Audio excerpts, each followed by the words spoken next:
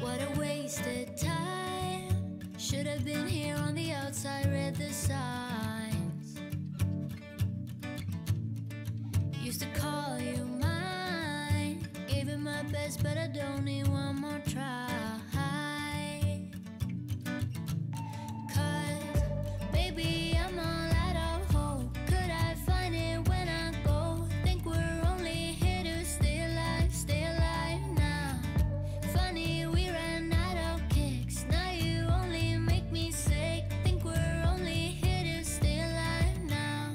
Cause I know what a waste, what a crime, what a fucked up time, and I should go. So I take what I can and I toss it in the car. Drive away down the highway, I can't stay. Cause I know that all I know, it's time to go. It's time to go. You can pass the blame. Say what you want, you got nothing on me.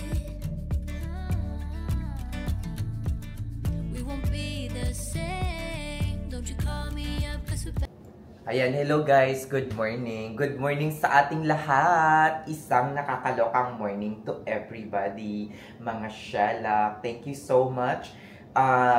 Dahil maraming salamat sa mga nag-comment at nagbigay ng kanilang reaksyon, ng kanilang recommendation and suggestion. Isa yun sa mga purpose kung bakit shinare ko sa inyo yung aking kalagayan or sitwasyon ngayon. By the way, nagko-coffee lang ako ngayon, morning ngayon.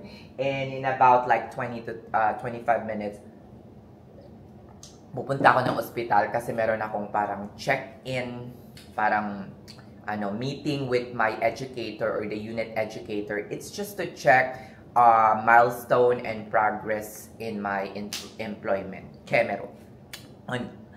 Okay, let's go. Mabilisan lang to. Ano to? Mamaya na nga lang, baka malate pa ako. Mamaya na lang guys, mamaya ko na lang babasahin pagkatapos ng check-in. Shalak, at maliligo na ako, baka malate pa ako. Ayokong maligo, baka may mapuntusan na naman ako, diba? Baka, 2 to 3 minutes lang naman yung drive from here going to the hospital. Dara na. At baka may maipuntos na naman sila sa akin. Yan guys, kakatapos lang ng aking parang check-in or sit-in with my educator dito. Nakakaloka. Diyos ko Lord, naloka ako sa sa mga comments, feedback ng mga nakakaloka day. As in, pati pag-ihi ko ba naman, binabantayan. Diyos ko Lord, lahat na lang, as in, nakakaloka. And most of it are very petty. Hindi ko na lang i-mention, nakakaloka, as in. Sobra talagang, as in, nakakabwisit. Lahat na lang, baka pati, yung parang lumampas ng pag-overbreak, ng 1 or 2 minutes, mga ganyan. Diyos ko Lord, shalak, as in, nakakaloka. And, ang sabi pa sa akin, ay, hindi ko na lang hindi ko ma-mention yung mga iba kasi nga, for confidentiality reason, I'll keep it to myself na lang. Pero, as in, shalak. Nakakalok ang politika at micromanaging, as in. So, most probably ay baka maghanap-hanap na ako ng ibang trabaho kasi hindi ko to titiisin. Excuse me. Lord, hindi ko matitiis yung ganitong pagtrato sa mga staff members. Siguro ay iniisip nila ay this one is being paid more, binabayaran to ng malaki, so dapat gahasain natin ng bonggang-bongga. O diba, nakakaloka. Ibang-iba ang politika dito. Shalak, nakakainis, nakakabwisit.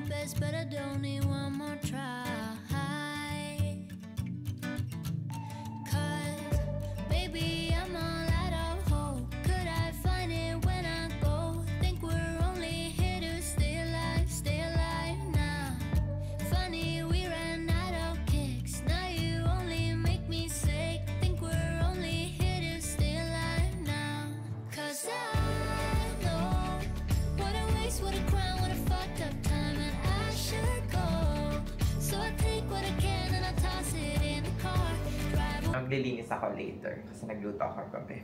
Anyway, ayan, thank you so much sa mga comments. Very, very inspiring, and at mga suggestion ninyo sa akin. Thank you so much. Yun naman talaga yung purpose kung bakit gusto kong i-vlog yung mga nangyari for the past month and summarized it in one video, because I want a diverse, like, comments, suggestion, recommendation from most of my close friends and family. All of my subscribers in this YouTube blog or community is, kino-consider ko ng family, of course. Sherlock! Yeah. I mean, isa tong way of, like, parang venting out. Pinagbe-vent outan yung vlog.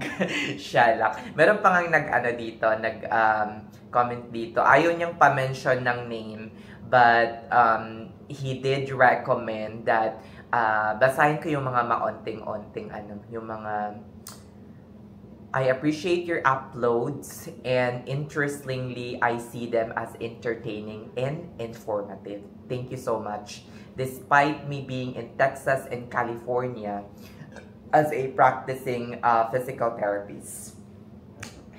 Direct message niya ako. Sabi niya, I find your dilemma of traveling versus having a full-time a similar experience of what I have before I and my fiance had our...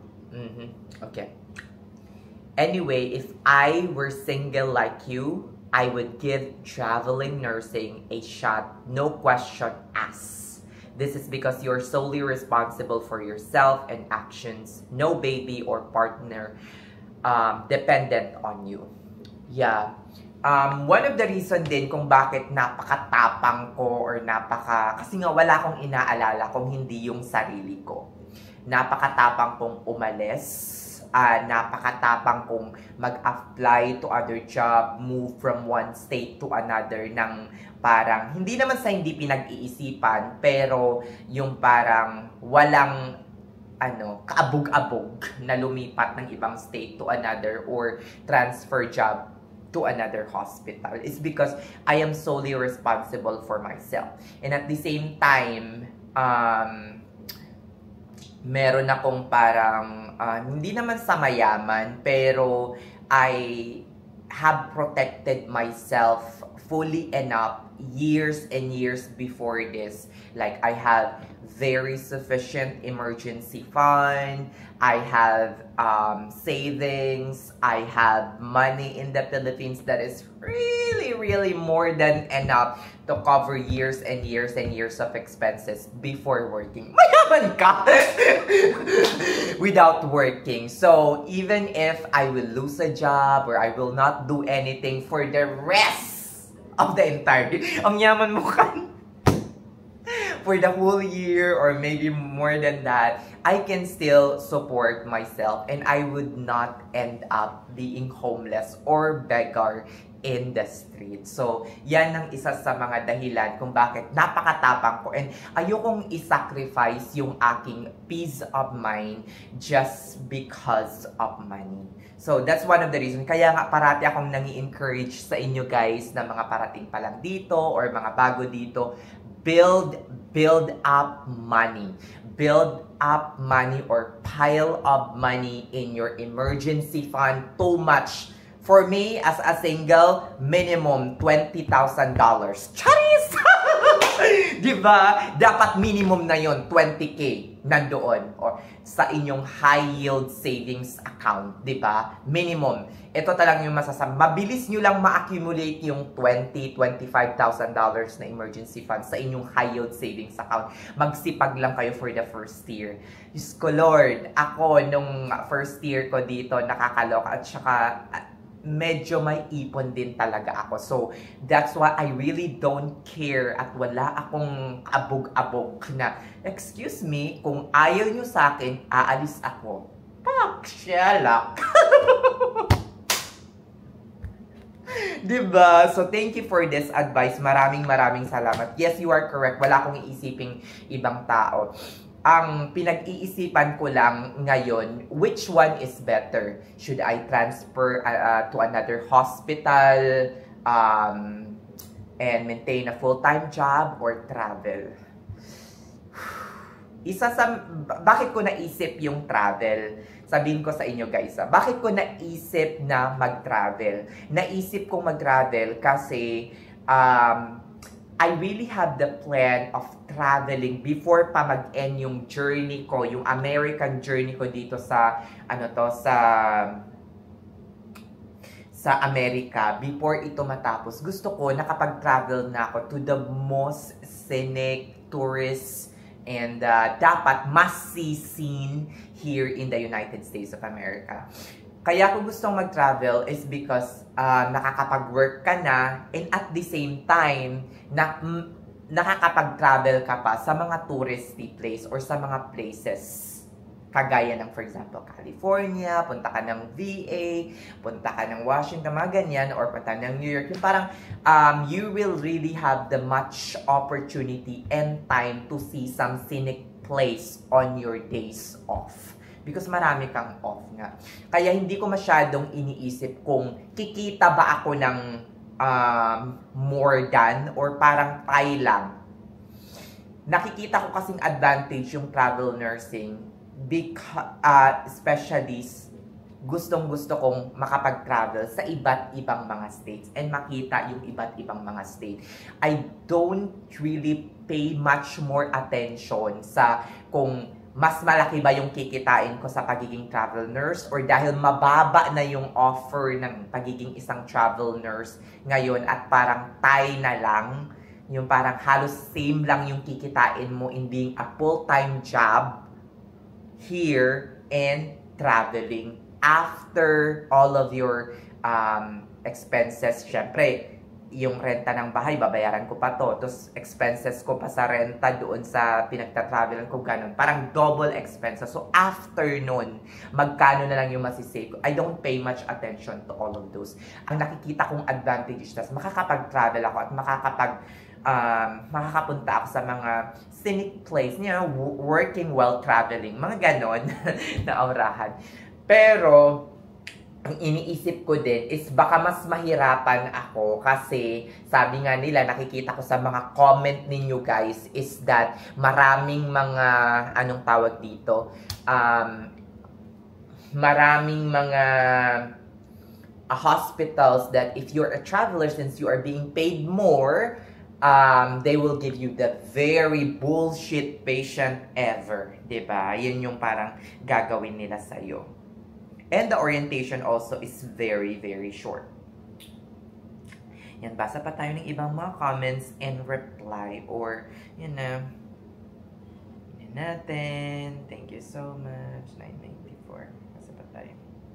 Ayan. Mag-travel. Sabi dito, mag-travel ka. I travel with my husband and my toddler. We both work in OR. It can be done. When it comes to driving, just ship it wherever you go. I know you have to spend, but you get paid better. Anyway, I'm so tired of politics. That's why I travel. Correct. Ito naman yung ano ko. That's why daw nag-travel siya. Ako din, I am so tired of politics already so much. As in, nakakaloka. Yes, yan din yung isa sa mga balak ko. Like, shift your car wherever you go instead of driving it because it's much more safer than driving it, you know, for like 7 or 8 hours. So, thank you for giving me. I'm getting a lot of offers right now. That's why I'm still considering yung travel nursing. Next, make sure to think Houston. Houston is a better place. I've been California, not only expensive, but people are moving from... Yeah, I heard some people moving from California going back here in Houston or Texas. Let's see. Parang wala na. Yung iba, ano lang, Shala, kumusta nurse ka? Assalamualaikum, alaikum assalam. Okay. Yeah, sabi ng iba, naninibago pa daw ako. Yes, normal naman yung parang manibago ka sa place, manibago ka sa mga gamit, manibago ka sa mga ano. Pero ang ano kasi, ang problema kasi doon is that yung parang first day or second day mo pa lang is mafe-feel mo na that you are not welcome, that you are like a threat to them, that you are like parang hindi ka nila bet. So, tapos mararamdaman mo talaga yung politika na parang, I mean, hindi lang naman sa akin nangyayari. Like, maski sa iba na parang sila mismo ay nagsisiraan. 'Di ba?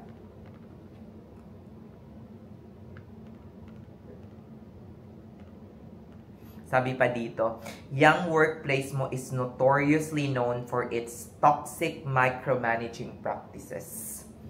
Yun nga, kasama ko sa 5 sila galing dyan and they all left for that reason.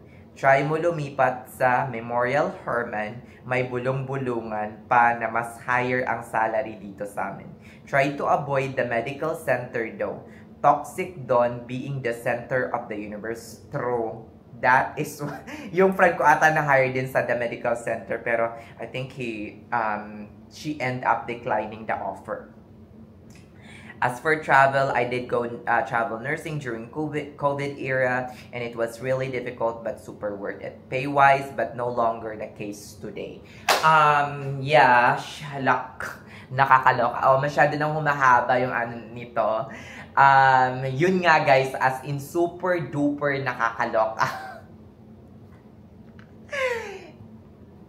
Very, I know this place could be busy at some point, yung place na to, especially this hospital, but I'd never expected na pinaka-toxic micromanaging place ito. As in, nakakaloka. Shalak. O siya, sige na guys, magpapahinga muna ako and medyo lang, pero uminom na ako ng gamot. Medyo masakit yung ulo ko. Magpapahinga lang ako at ng around siguro mga 1 hour, and then pag gumaling-galing tong sakit ng ulo ko, we'll go to the gym at around 3 or 4. I love this. I bought this from Thailand. Diba? Shut up!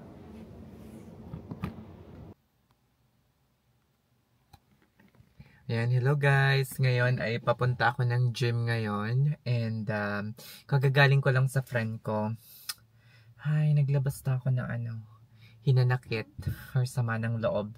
Pagdating sa trabaho, nakakaloka as in. Sabi niya sa akin, kung hindi mo na talaga kaya, lumipat ka na or mag-apply ka na bago ka pa mag-exit para hindi ka masyadong mabakante. Sabi ko, oo. Grabe, ang bigat na talaga sa pakiramdam, 'di ba? Sherlock. Overweight na, day. Bigat na bigat. Anyway, papunta na ako ng gym ngayon and let's see. Hopefully ma-relax tayo doon. Sherlock. Ito na tayo guys, Sherlock. Pak, Sherlock. Kakawi ko lang guys. Mag-ano na. Basta 8 o'clock na. 7:59. 7:59 na. Fairness. Relax naman tayo. Kapag stretching, ganyan. Nag-shoulder lang ako ngayon. Pero mga 1 hour lang ako nanitili sa gym. And then nag-sauna after that. Babad! Babad na naman sa sauna. Anong ginagawa ni Kan sa sauna? Shala. Ayan. Ay. Shala! Lara na guys. Ayan. Hindi lang mainiwan na pagkain yung friend ko dito. What is this? Shalak. Pasan ko lang guys. Ayaw ko makita niyo yung password ko. Shalak. Makapasokin niyo ako dito. Charis, joke lang. Uy, dilim na. Saan ako ba tayo? Hindi ko pumasok. Baka kung pumasok siya kanina. Diba? Ang gulo-gulo. Hindi pa ako nakapaglinis. Shalak. Whew. Shalak. Lalaba ako, guys. Ano kaya itong pagkain na to? Kainin ko as my post-workout. Ayan, guys. Ayan, gulo pa ng kusina. Shalak. Ayan. Ano pa ako dito? Sweet potato. Hopefully, ano to? Chicken. Ano kaya?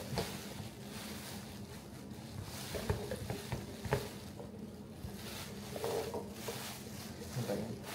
Nabi niya naman, itlog. Kakalok.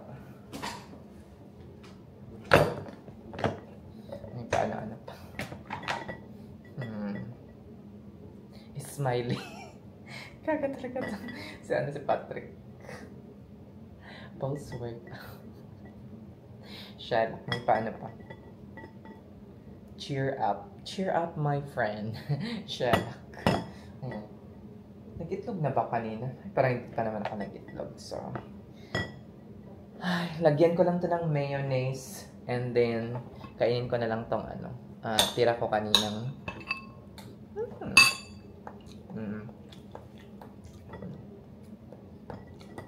At least brown egg.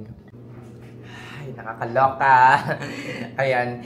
Dito na natin tatapusin, guys, kasi meron pa akong work tomorrow. Thank you so much. Nakakaloka. Ayan. Shalak. Alam nyo, guys, makwento ko lang sa inyo kung ano yung nangyari kanina nung pumunta ako ng ospital.